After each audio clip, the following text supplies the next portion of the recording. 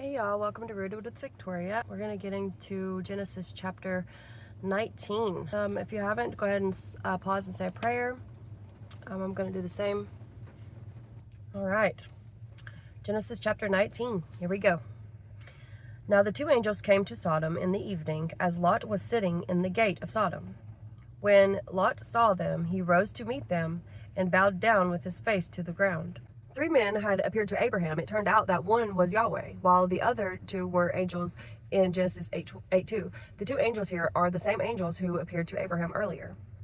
The city gate was a center for governance and social status, a meeting place for officials conducting business. Lot's presence there indicates he held a position of considerable authority. As the angels found him at the city entrance, his high social standing likely contributed to his reluctance to leave Sodom.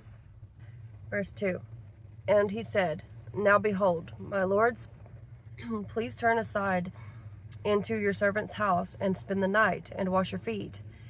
Then you may rise early and go on your way. They said, however, No, but we shall spend the night in the square. Yet he urged them strongly, so they turned aside to him and entered his house. And he prepared a feast for them and baked unleavened bread, and they ate. So Lot previously lived in tents outside the wicked city of Sodom, but now he has moved inside. Abraham likely knew about this and probably contributed to his intercession for Sodom, as seen in Genesis 18:23. Lot urged them strongly, his urgency indicating that he anticipates a threat against the 2 men. Verse 4. Before they lay down, the men of the city, the men of Sodom, surrounded the house, both young and old, all the people from every quarter. And they called to Lot and said to him, Where are the men who came to you tonight? Bring them out to us, that we may have relations with them. But Lot went out to them at the doorway and shut the door behind him, and said, Please, my brothers, do not act wickedly. Now behold, I have 2 daughters who have not had relations with man. Please let me bring them out to you, and do to them whatever you like. Only do nothing to these men, inasmuch as they have come under the shelter of my roof.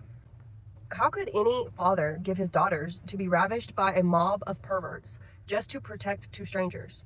Perhaps Lot was scheming to save both the girls and the visitors, hoping the girls' fiancés would rescue them, or that the homosexual men would be uninterested in the girls and simply leave.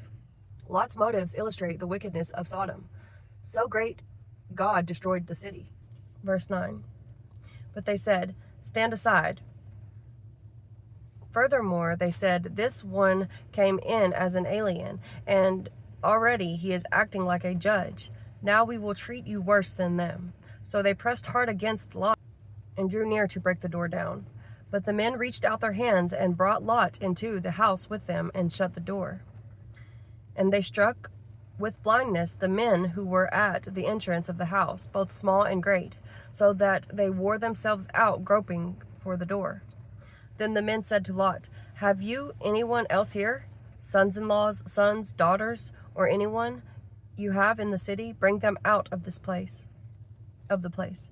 For we are about to destroy this place, because the outcry against its people has become great before the Lord, and the Lord has sent us to destroy it. Well, until now, Lot had no idea that his guests were anything but normal men. Their power in striking the men of Sodom with a blinding light was sufficient for Lot to accept their declaration at face value. Lot now knows they are not mortals. Also, this verse in context suggests God has seen enough, reference in Genesis 18:20. God promised to spare Sodom if only 10 innocent people lived there. Genesis 18:32, obviously not even 10 could be found, because the angels arrived to destroy the city. And archaeological evidence suggests an advanced civilization in this area during Abraham's time, followed by a sudden destruction. Most researchers now believe this buried city lies beneath the waters of the southern Dead Sea. The story of Sodom reveals that today's world faces the same repulsive sins as the people of Lot's day. We should follow Abraham's selfless faith, contrasting with Sodom's self-gratification. Verse 14. So Lot went out and said to his sons-in-law, who were to marry his daughters, Up, get out of this place, for the Lord is about to destroy the city. But he seemed to his sons-in-law to be jesting. In other words, joking. So Lot's long life among ungodly people had rendered him an unconvincing witness for God. as he had been molded by his environment rather than shaping it. How do those who know you see you? As a witness for God or just a face in the crowd? Lot had compromised to the point of being useless to God. When he finally stood up, nobody listened. Are you becoming indistinguishable from your surroundings, thereby losing your purpose? To make a meaningful impact, you must first consciously choose to stand apart in your faith and demeanor. Verse 15. As morning dawned, the angels urged Lot, saying, "Up, take your wife and your 2 daughters who are here, lest you be swept away in the punishment of the city." But he lingered. So the men seized him and his wife and his 2 daughters by the hand, the Lord being merciful to him, and they brought him out and set him outside the city. Despite the warning of verse 14 and the urging of the angels, verse 15, Lot hesitated. This delay shows either extraordinary stupidity or deplorable spiritual character. The angel grabbed Lot's hand and pulled him to safety. Lot hesitated to leave his wealth and comfort in Sodom. It's easy to criticize Lot for being hypnotized by Sodom when the choice seems so clear. To be wiser than him, we must reconsider that our hesitation to obey may stem from the false attractions of our culture's pleasures. Because the Lord was merciful, it is up to the angels to act, and they do so rather than leave Lot and his family to their fate. Verse 17. And as they brought them out, one said, "Escape for your life. Do not look back or stop anywhere in the valley. Escape to the hills, lest you be swept away." And Lot said to them, "Oh no, my lords. Behold, your servant has found favor in your sight, and you have shown me great kindness in saving my life. But I cannot escape to the hills, lest the disaster evoke me and I die. Behold, this city is near enough to flee to, and it is a little one. Let me escape there. Is it not a little one? And my wife will be saved." He said to him, "Behold, I grant you this favor also, that I will not overthrow the city of which you have spoken." Previously, Abraham pleaded with God to spare Sodom for the sake of 10 righteous individuals. Now God is willing to spare Zoar solely because of Lot and his family, which is beautiful. Verse 22. "Escape there quickly, for I can do nothing till you arrive there." Therefore the name of the city was called Zoar. The sun had risen on the earth when Lot came to Zoar. Then the Lord rained on Sodom and Gomorrah sulfur and fire from the Lord out of heaven. Wow. Reading the story of Sodom and Gomorrah reveals 2 sides of God: his incredible patience, demonstrated by his willingness to spare a city for 10 righteous individuals, and his fierce anger, which ultimately led to the destruction of both cities. As we grow in our spiritual understanding, we should cultivate not only a deeper respect for God's righteous anger against sin, but also a deeper love for him based on his patience toward our own transgressions. Verse 25. "And he overthrew those cities, and all the valley, and all the inhabitants of the cities, and what grew on the ground. But Lot's wife behind him looked back, and she became a pillar of salt." So Lot's wife looked back to watch the destruction of Sodom.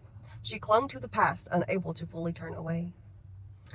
So do you feel drawn back to your old ways while also trying to move forward with God? You cannot truly progress with him while clinging to the remnants of your old life. Jesus said it this way in Matthew 6:24, "No one can serve 2 masters." Verse 27, "And Abraham went early in the morning to the place where he had stood before the Lord. And he looked down toward Sodom and Gomorrah, and toward all the land of the valley. And he looked, and behold, the smoke of the land went up like the smoke of a furnace. So it was that, when God destroyed the cities of the valley, God remembered Abraham and sent Lot out of the midst of the overthrow, when he overthrew the cities in which Lot had lived." Notice how God's mercy extended not only to Abraham, but also to Lot and his family. Because Abraham pleaded for Lot, God showed mercy and saved Lot from the destruction of Sodom. A righteous person can often affect others for good. James says, "The earnest prayer of a righteous person has great power." James 5:16. All Christians should follow Abraham's example and pray for others to be saved. Verse 30. "Now Lot went up out of Zoar and lived in the hills with his 2 daughters, for he was afraid to live in Zoar. So he lived in a cave with his 2 daughters. And the firstborn said to the younger, 'Our father is old, and there is not a man on earth to come in to us after the manner of all the earth. Come, let us make our father drink wine, and we will lie with him, that we may preserve offspring from our father. So they made their father drink wine that night, and the firstborn went in and lay with her father. He did not know when she lay down or when she arose. The next day the firstborn said to the younger, Behold, I lay last night with my father.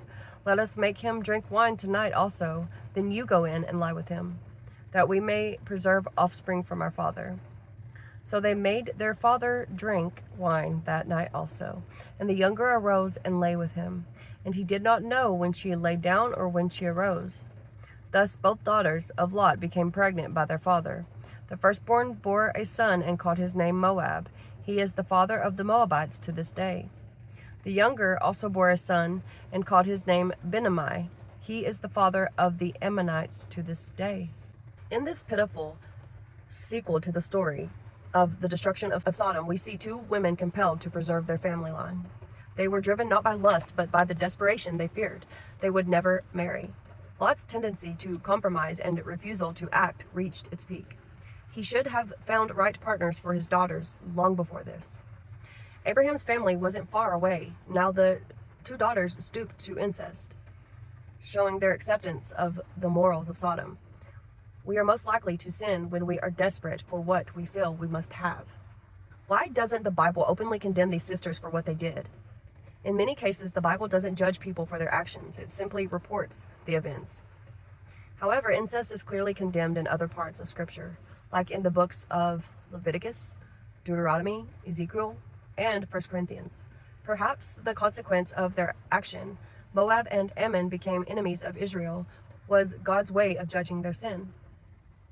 So Moab and Benami were the products of incest. They became the fathers of two of Israel's greatest enemies, the Moabites and the Ammonites. These nations settled east of the Jordan River, and Israel never conquered them because of the family connections. Moses was forbidden to attack them after the Israelites leave Egypt, Deuteronomy 2:9. Moab, the Hebrew word used here, sounds like the Hebrew phrase for from the father. This people group was eventually neighbors of Israel. They lived east of the Dead Sea. Ruth, great-grandmother of David and an ancestor of Jesus, was from Moab. Benami, the Hebrew word used here, means son of my people. The Ammonites lived east of the Jordan River, north of the Moabites. They were eventually neighbors of Israel. Thank you for reading Genesis chapter 19 with me. I'm just sitting in the car waiting for my husband to get off work. We work together in the factory, so y'all have a good one. Thank you.